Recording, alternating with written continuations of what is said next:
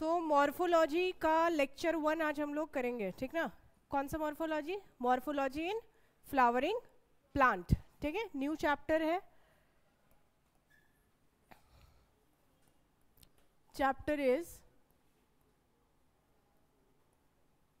Morphology इन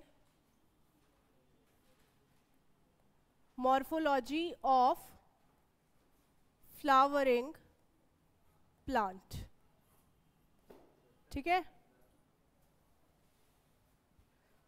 चलो, morphology का मतलब बाबू क्या समझते हो? आपको पूरे बायोलॉजी में दो चीजें मिलेंगी, ठीक है। एक जिसको हम मॉर्फोलॉजी बोलते हैं, जिसको हम स्टार्ट कर रहे हैं आज, ठीक है। और एक मिलेगा जिसको एनाटॉमी बोलते हैं। आइए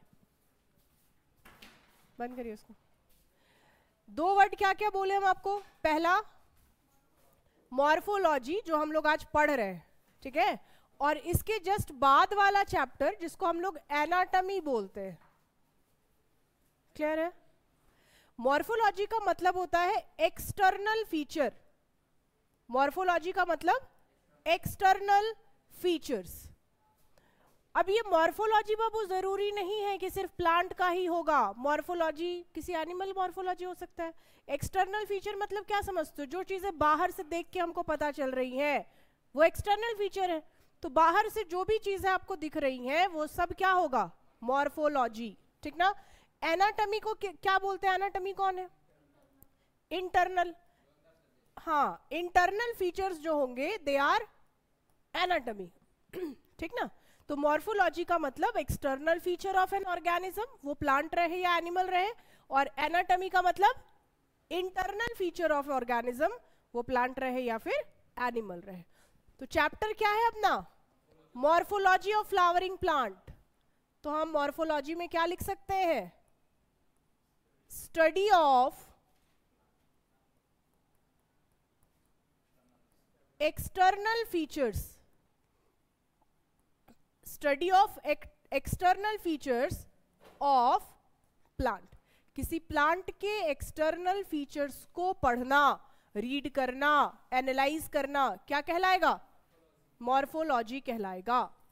तो किसी प्लांट मॉर्फोलॉजी में बाबू कौन कौन आ सकता है?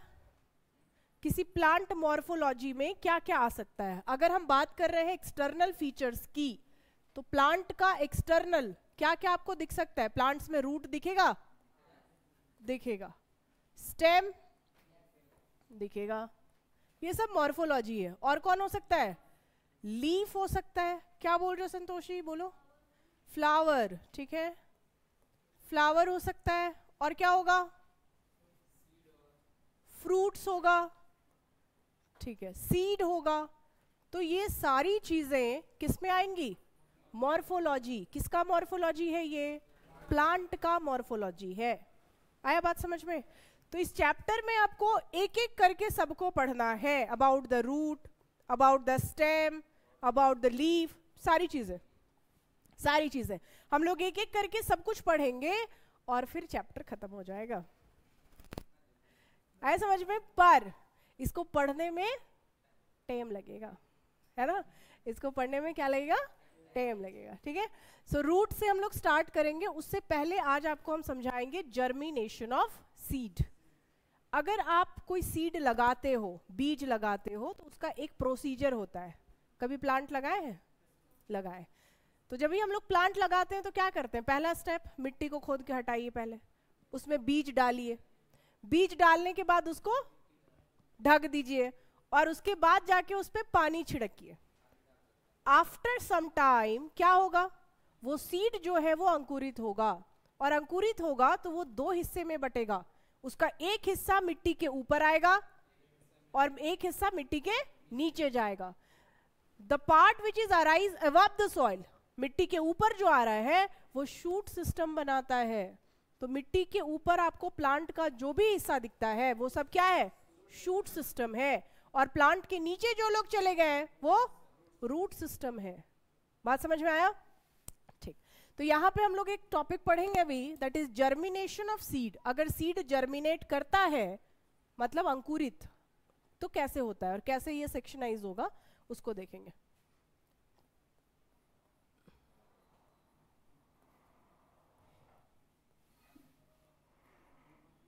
Germination of seed.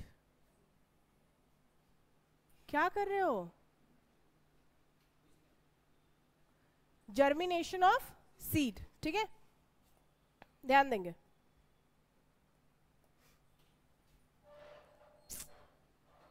कहाँ हो रहा है?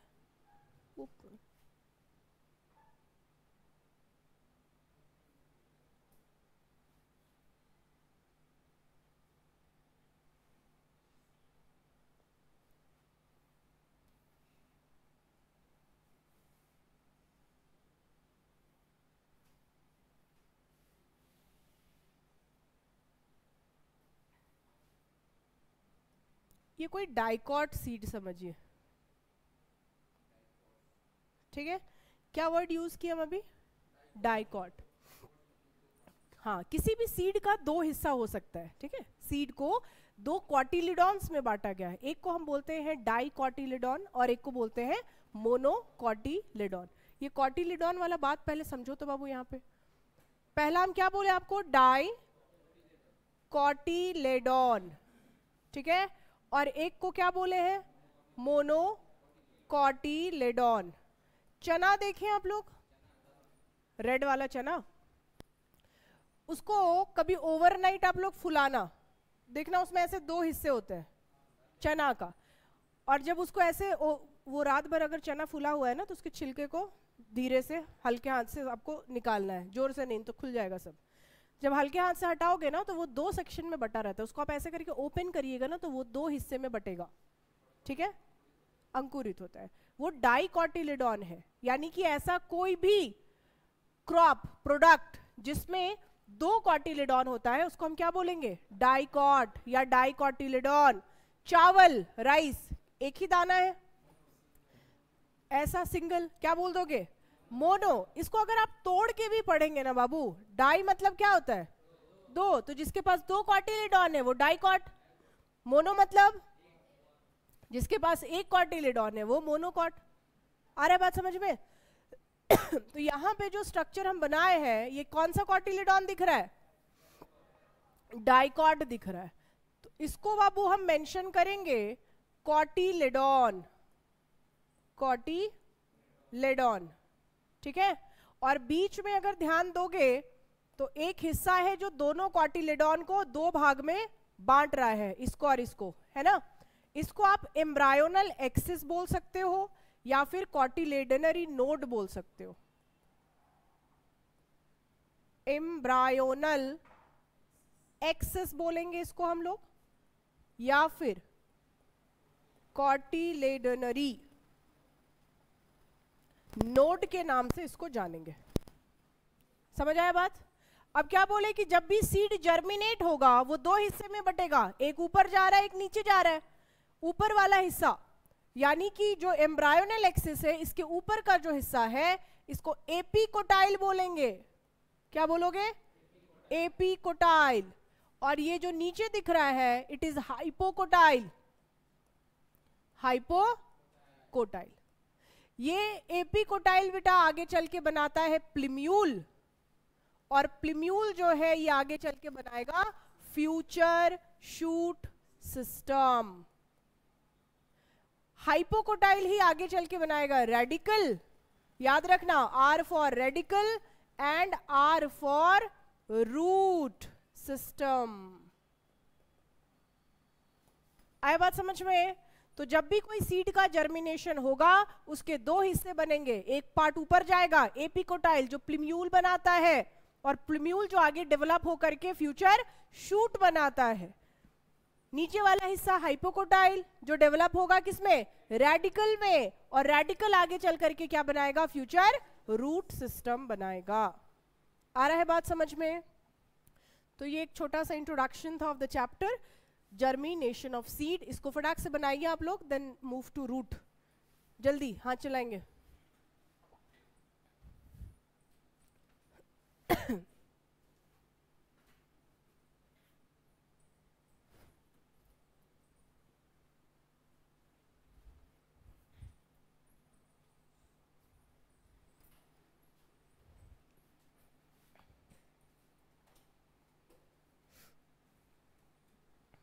जल्दी बनाओगे बाबू।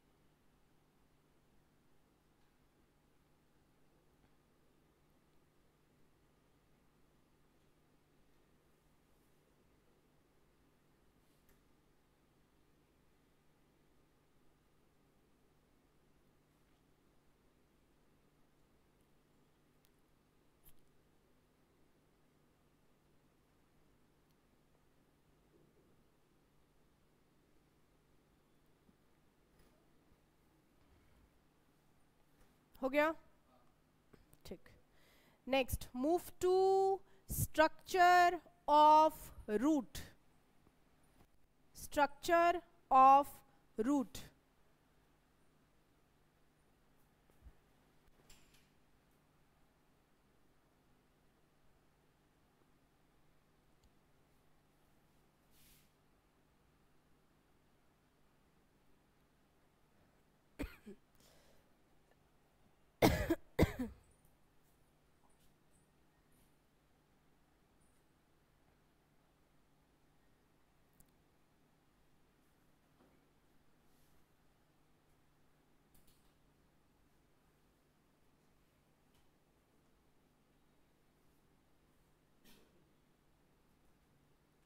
ठीक है, श्योर।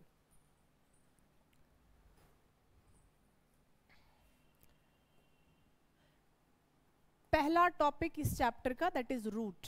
और रूट में हम लोग क्या पढ़ेंगे आज? रूट का structure. Structure of root.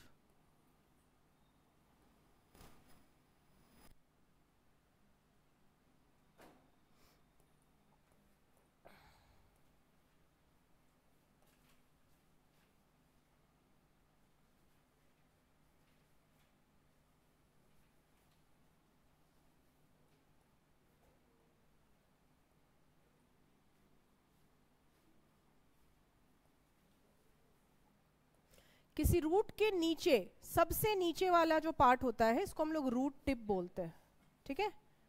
Root cap. उसके ऊपर का हिस्सा मेरिस्टेमेटिक जोन।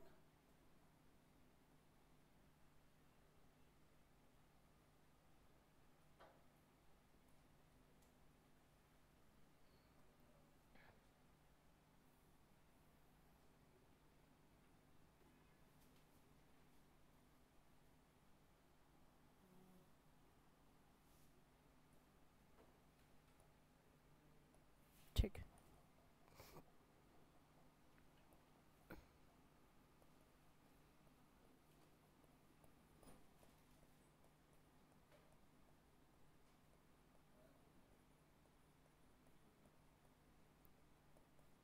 सबसे नीचे वाले पार्ट ए को क्या मेंशन करेंगे हम लोग? Root cap. इसका क्या काम है ये हम आपको बताते हैं। रूट कैप के ठीक ऊपर सबसे पहला जोन होता है, फर्स्ट जोन, मेरिस्टेमेटिक जोन, सबसे पहला जोन, ठीक है? इसके ठीक ऊपर वाले जोन को इलॉन्गेशन जोन बोलेंगे।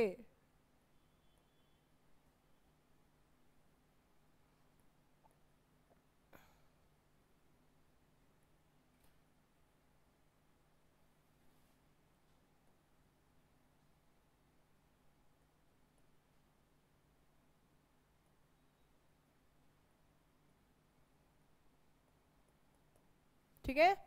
सेकंड जोन को बोलेंगे इलॉन्गेशन जोन, ठीक है। और जो सबसे ऊपर है बेटा मैचुरेशन जोन।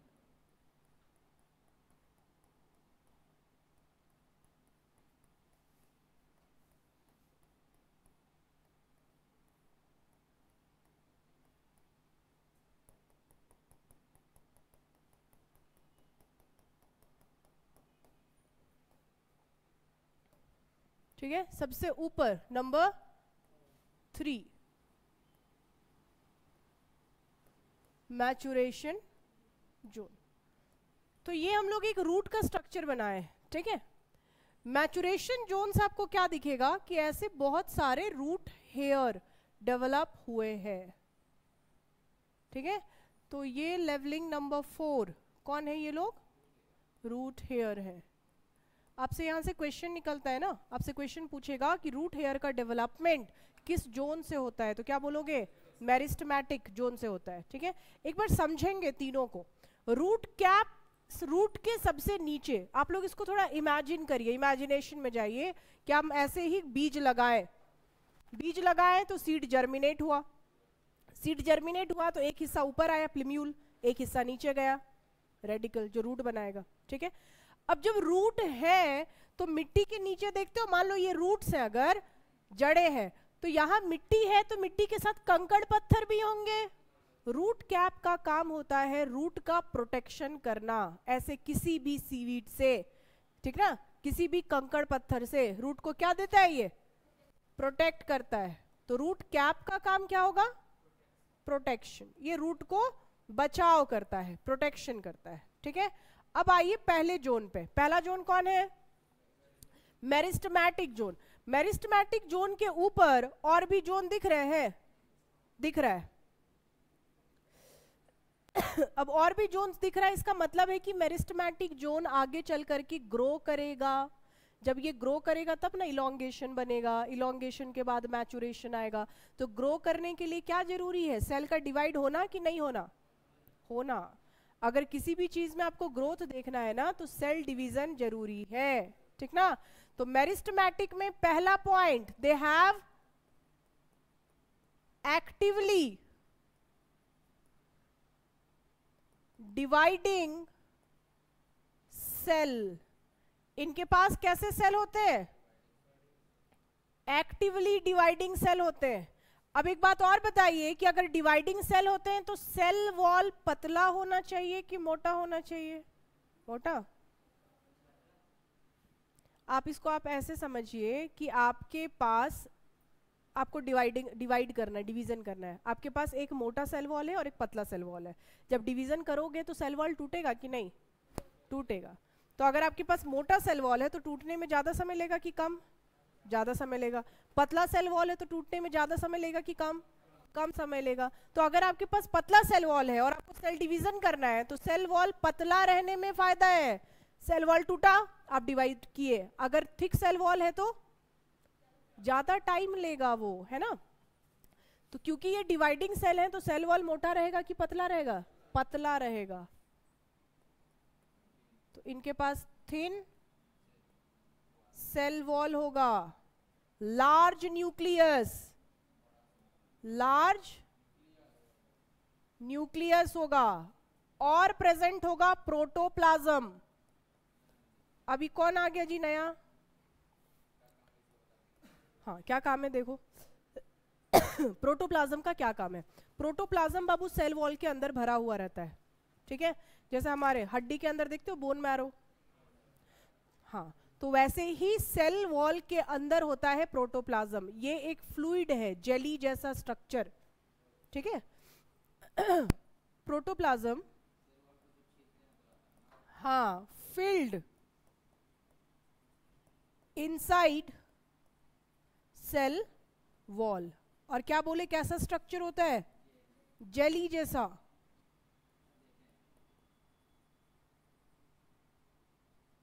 ये जेली जैसा स्ट्रक्चर होता है, ठीक है। तो ये है बेटा meristematic zone. Next move to elongation. Elongation जो होगा इसके पास लार्ज वैक्यूल होता है, इलोंगेशन जोन में हमको क्या दिखेगा? Large vacuole. ऐसे भी आप लोगों को सेल वाले चैप्टर में पढ़ना होगा कि एनिमल वैक्यूल के कंपैरिजन प्लांट वैक्यूल जो होता है वो 80 to 85%, 80 से 85% बड़ा होता है, ठीक ना?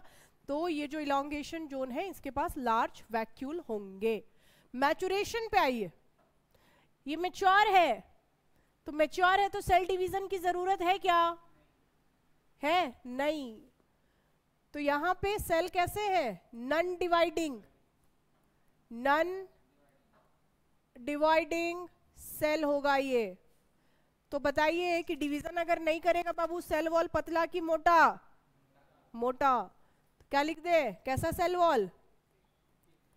थिक सेल वॉल होगा। और क्या दिख रहा है मैचुरेशन जोन में? नया रूट हेयर इज प्रेजेंट। यहां तक बातें समझ आई?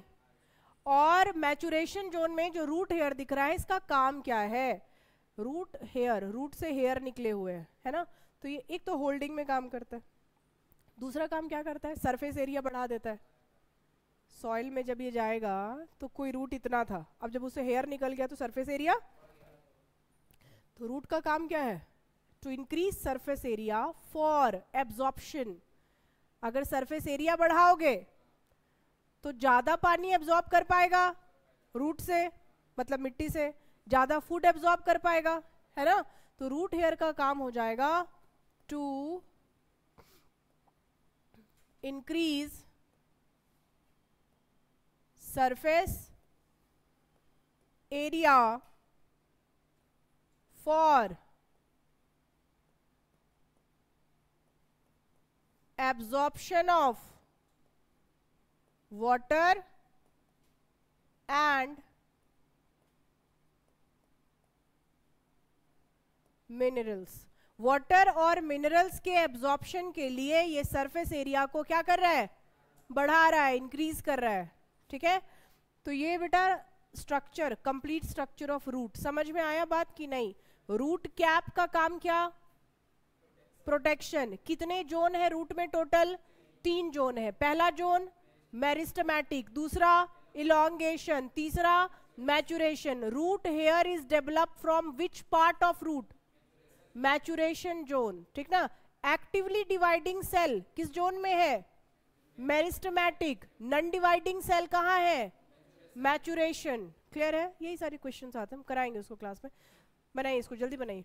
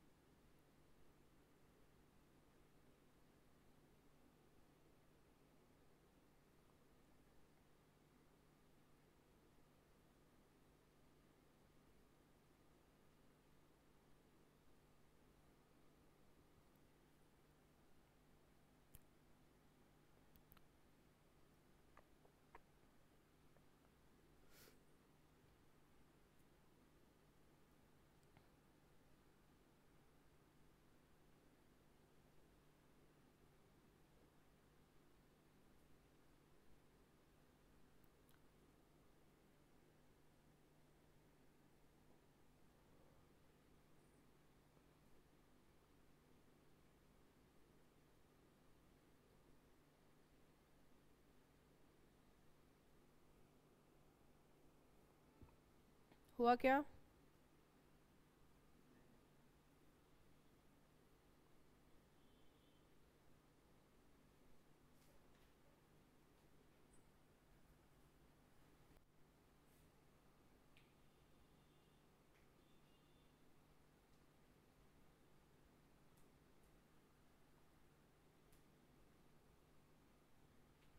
डाइकॉट और मोनोकॉट समझ में आया ना आप लोग को?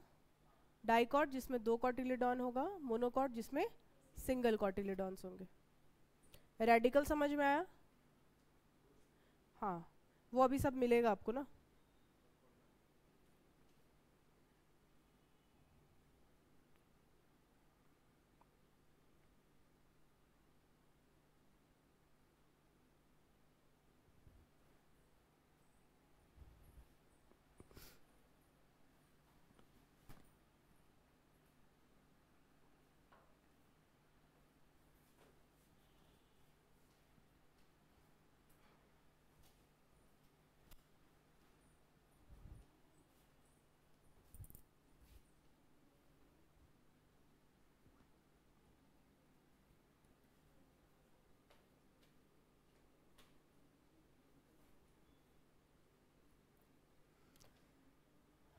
जल्दी।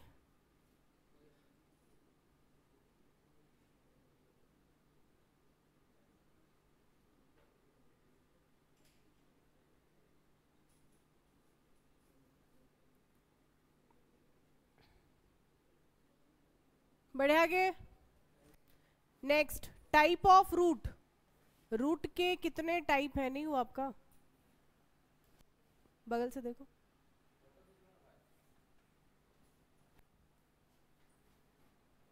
ज्यादा फास्ट जा रहा है क्या?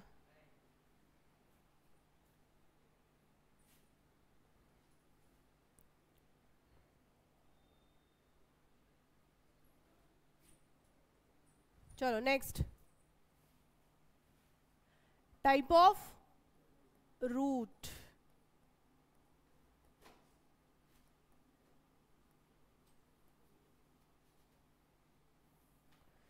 रूट के बाबू टोटल 3 टाइप हैं जो पढ़ने हैं आपको, ठीक है। First type of root is known as tap root. Type number 2,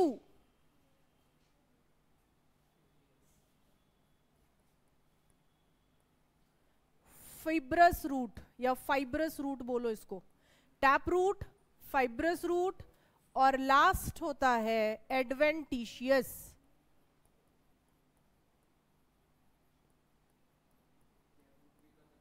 adventitious क्या बोल रहे हो आयुष?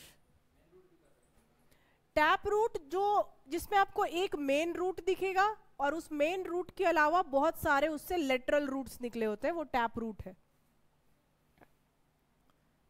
जैसे यहां समझिए, ऐसा एक तो रहेगा बाबू मेन रूट, ठीक है, और इस मेन रूट से बहुत सारे ऐसे लेटरल रूट्स निकले रहेंगे। इन सबको हम लोग क्या बोलेंगे? दे आर लेटरल रूट्स, ठीक है। तो टैप रूट जो है ये भी कहां से आया है? रेडिकल से आया है, ठीक है। टैप रूट जो है ये डेवलप हुआ है कहां से? रेडिकल से। ज्यादातर टैप रूट जो है ये आपको डाइकॉट में देखने को मिलेगा, मस्टर्ड इसका एग्जाम्पल है, ठीक है। तो टैप रूट में हम क्या लिख देंगे कि originate from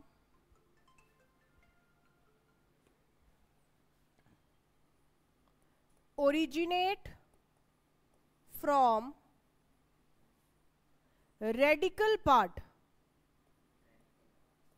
originate from radical part. Mostly क्या बोले हैं, किस में दिखेंगे ये लोग? डाइकॉट्स में। और इसका एग्जाम्पल लिख लो बाबू, मस्टर्ड, सरसों। समझे बात? फाइबरस रूट, फाइबरस रूट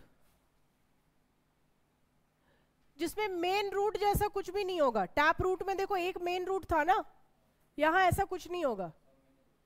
हाँ ऐसे ये दिखेंगे आपको,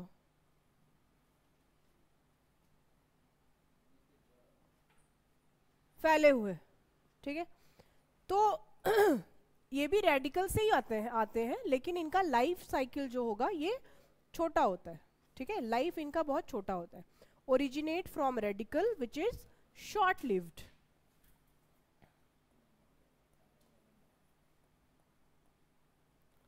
originate from radical which is short lived. ये डाइकॉट्स में थे ना, फाइब्रस रूट आपको मोनोकॉट्स में दिखेंगे. इसके एग्जाम्पल में आप लिख सकते हो वीट गेहूं, मेज मक्का, ठीक है. और एडवेंटिशियस कौन है? तो अभी तक आप जो दो रूट पढ़े ये लोग कहां से अराइज हो रहे थे? रेडिकल से. एडवेंटिशियस बोलता है कि ऐसा रूट जो रेडिकल को छोड़ के बाकी कहीं से भी डेवलप कर जाए वो एडवेंटिशियस है, ठीक है. रेडिकल से डेवलप नहीं करेगा, किसी नोड से डेवलप हो गया मान लीजिए तो वो एडवेंटिशियस है, ठीक है. तो कोई भी root which is arise from part other than radical, radical को छोड़ के कहीं से भी डेवलप हो जाए वो एडवेंटिशियस है.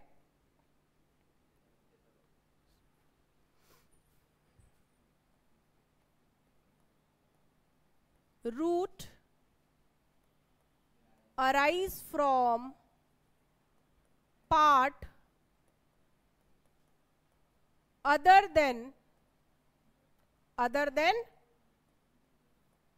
रेडिकल, रेडिकल को छोड़ के कहीं से भी डेवलप हो जाएगा वो एडवेंटिशियस है, ठीक है. इसके एग्जाम्पल में आएंगे घास, ग्रासेस, समझ आया. मॉन्स्टेरा, मॉन्स्टेरा का प्लांट देखे होगे आप लोग, घर में लगाया जाता है, पान के पत्ते जैसा होता है, ये ग्रीन कलर का, ठीक है. बनियान ट्री, किसको बोलते हैं बनियान ट्री? बरगद, ठीक है. तो ये हो गया टाइप ऑफ रूट, ठीक है. टोटल कितने टाइप दिख रहे हैं? 3 टाइप दिख रहे हैं. टैप रूट, फाइब्रस रूट और एडवेंटिशियस रूट, जिसमें टैप रूट और फाइब्रस रूट रेडिकल से ही डेवलप हुआ है, पर एडवेंटिशियस जो है ये रेडिकल को छोड़ करके अदर प्लांट पार्ट से अराइज हुए हैं. टैप रूट सिस्टम में एक मेन रूट होगा और बाकी के लेटरल रूट्स होंगे, जबकि फाइब्रस रूट में यहाँ पे कोई मेन रूट हमको नहीं दिख रहा है. उतारिए, बनाइए.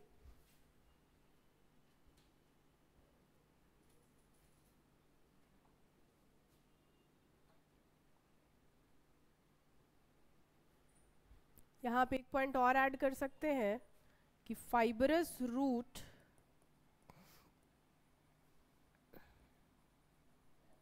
Arise from base of stem, arise from base of stem, stem के बेस से ये अराइज होता है.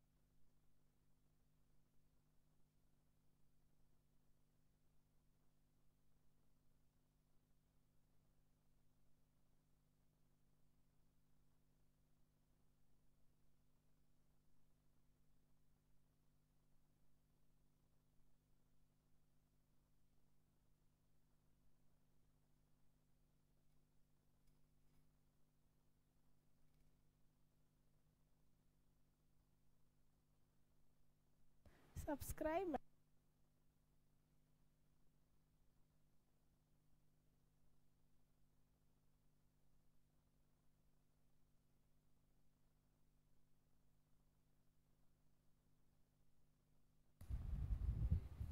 हाँ, एक ही चीज़ का बैकअप बार बार बहुत मुश्किल है।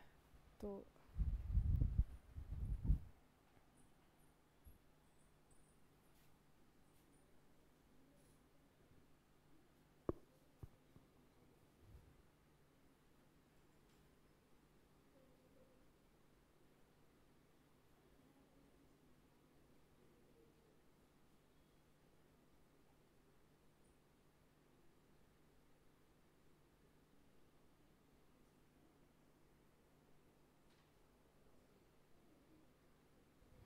हो गया।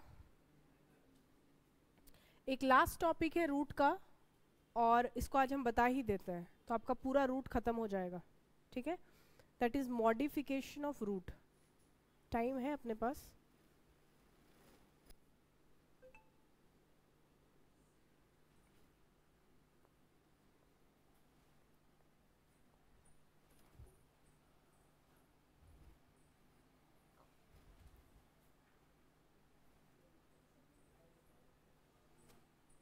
हो गया क्या?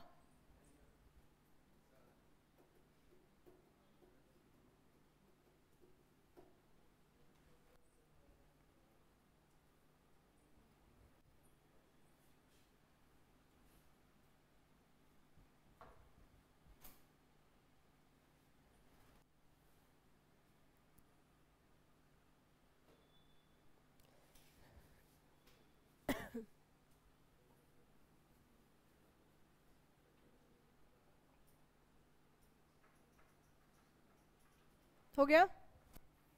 चलिए, last topic of root that is modification.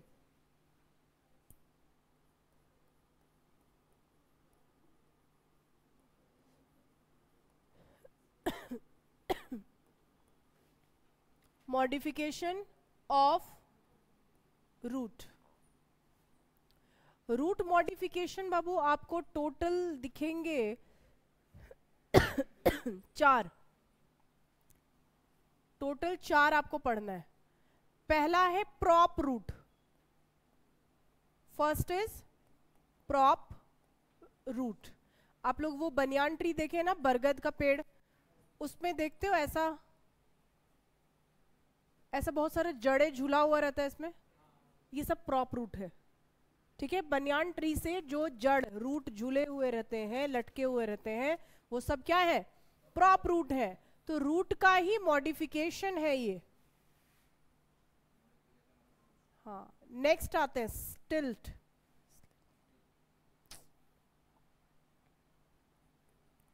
स्टिल्ट रूट। तीसरा स्टोरेज।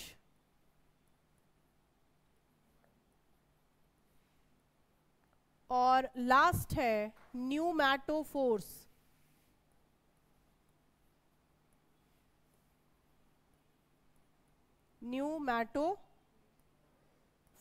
न्यूमैटोफोर्स पूछता है कहाँ पाया जाता है? मार्शी एरियाज में, दलदल में। आप लोग देखे भी होंगे नदी तालाब के पास ये ऐसा पेड़ होता है जो एकदम दलदल में होगा। इसके रूट नीचे तो होते हैं, लेकिन रेस्पिरेशन के लिए कुछ रूट ऊपर भी आ जाता है। ठीक है, इफ पॉसिबल इसका फोटो हम आपको दिखाएंगे अगर पॉसिबल देखते हैं।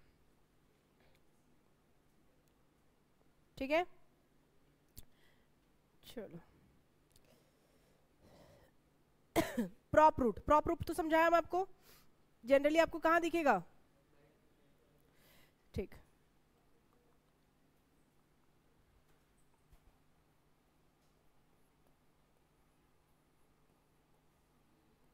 they originate from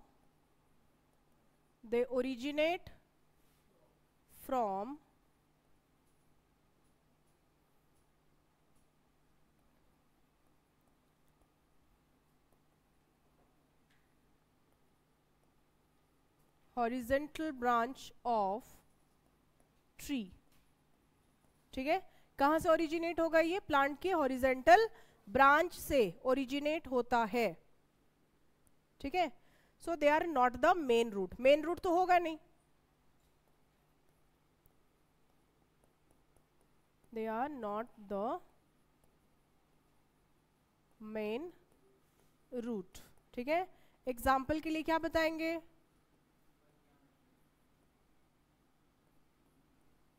ट्री, ठीक है।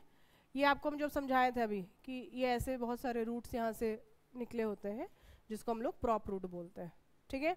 सेकेंड पार्ट पे आते हैं बेटा, स्टिल्ट रूट। स्टिल्ट root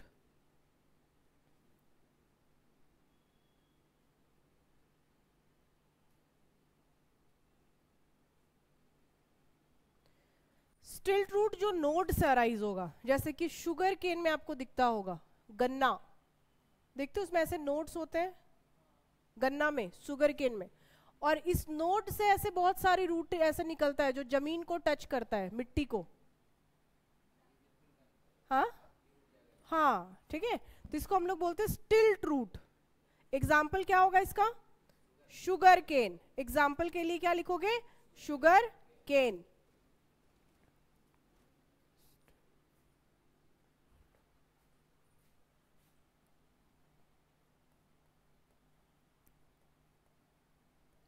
They originate from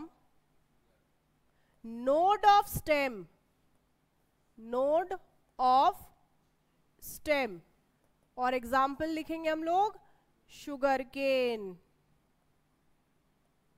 storage, root का स्टोरेज जो अंडरग्राउंड होता है, कौन हो सकता है बेटा?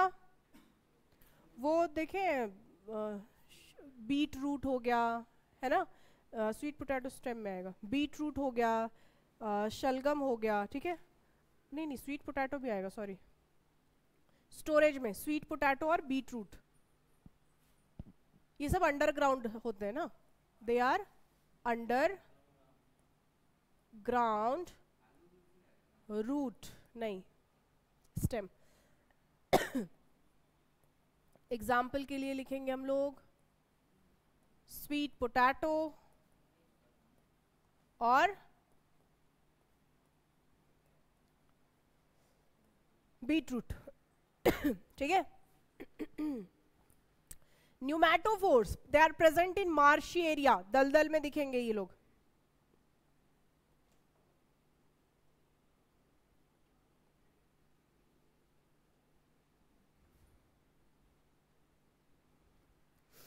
देखिए कैसे दिखते हैं न्यूमैटोफोर्स। ये आप मानिए कोई प्लांट बॉडी है, नीचे इसका रूट्स होगा। अब ये जो जड़ें दिख रही हैं बेटा, ये मिट्टी के ऊपर आएंगी रेस्पिरेशन के लिए। ये जड़ बिलो द सॉइल था ना, ये रेस्पिरेशन के लिए क्या दिख रहा है? ऐसे जड़ों को ही हम लोग क्या बोलते हैं? न्यूमैटोफोर, ठीक है। सो vertical roots come out of the soil, क्या करने आ रहे हैं ऊपर? फॉर रेस्पिरेशन, ऑक्सीजन के लिए, ठीक ना, फॉर रेस्पिरेशन।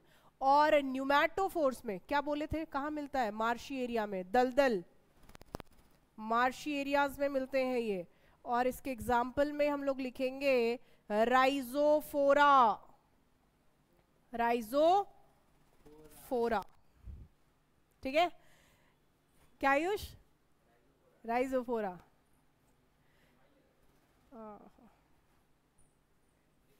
हाँ लिखेंगे इसको। और इस प्रकार आपका रूट वाला सेक्शन जो है बेटा, ये हो गया कंप्लीटेड, ठीक है।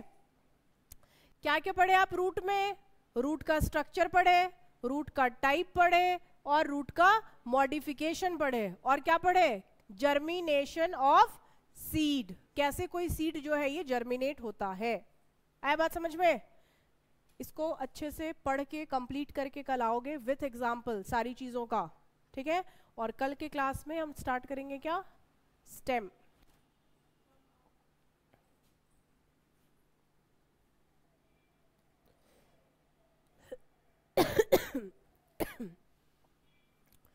प्रॉप रूट समझ में आया? बनियान ट्री में दिखता है जो एडिशनल रूट, वो प्रॉप रूट है, इसको आप मेन रूट नहीं बोल सकते हो, ठीक है। स्टिल्ट रूट किसको बोलते हैं? जो नोड से अराइज होता है और मिट्टी को छुएगा, वो स्टिल्ट है। जैसे एग्जाम्पल कौन हो गया? Sugar cane, storage, underground root सारे स्टोरेज का काम कर रहे हैं, और न्यूमैटोफोर्स क्या है, तो नीचे मिट्टी के नीचे का जो रूट है वो रेस्पिरेशन, ऑक्सीजन की तलाश में अबव द ग्राउंड आ जाता है, जिसको आप न्यूमैटोफोर्स बोल सकते हो। राइजोफोरा इसका एग्जाम्पल है। क्लियर है? ठीक है, तो आज के लेक्चर में इतना ही। कल हम लोग वापस से क्या पढ़ेंगे? स्टेम। और आपका काम क्या है? सबको रिवाइज करके आना है, ठीक है?